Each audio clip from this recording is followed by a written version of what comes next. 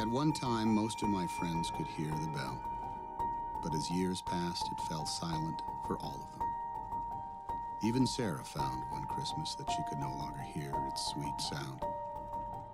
Though I've grown old, the bell still rings for me, as it does for all who truly believe. We used to believe in magic, but then we learned about tax brackets. The Polar Express promised that only those who truly believe could hear the sleigh bells ringing, but somewhere between 2020 and now, humanity collectively lost its hearing.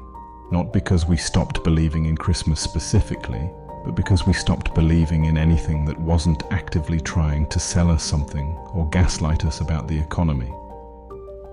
The trending news tells us everything is fine, but the trending news also told us that if we worked hard and got a degree, we could buy a house. The trending news said inflation was transitory, but so apparently was the ability to purchase groceries without weeping in the cereal aisle. We were promised jetpacks and Mars colonies, but instead we got subscription services for heated car seats and AI that can't reliably tell us if a mushroom will kill us.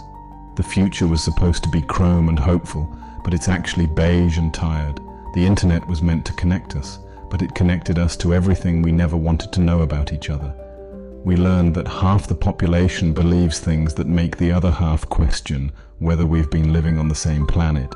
We discovered that everyone is simultaneously having a mental health crisis and also selling a course about overcoming mental health crises for $997. The algorithm knows what you want before you do, but what you want is apparently rage bait and videos of people younger and richer than you pretending their lives aren't also performances.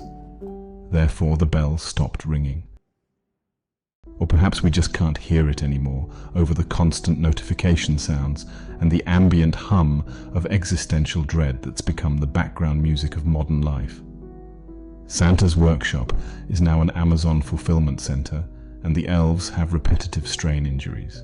The magic isn't gone because we stopped believing in it, but because we learned too much about how the magic gets made, and it turns out it's exploitative labor practices, all the way down. The Polar Express asked us to believe, but belief requires a certain naivety that feels impossible when you can fact-check everything in 3 seconds and discover that yes, everything is as bad as you suspected.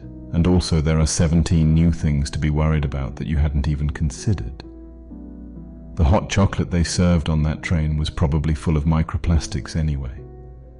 We wanted to believe in something, but instead we believe in nothing, which is actually worse than it sounds because at least believing in something gives you direction.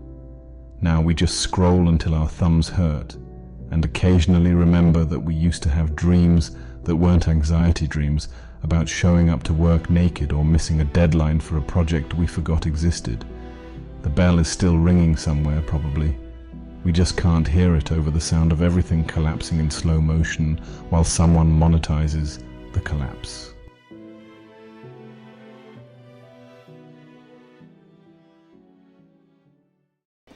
Hey! Hey, you! Yeah, you!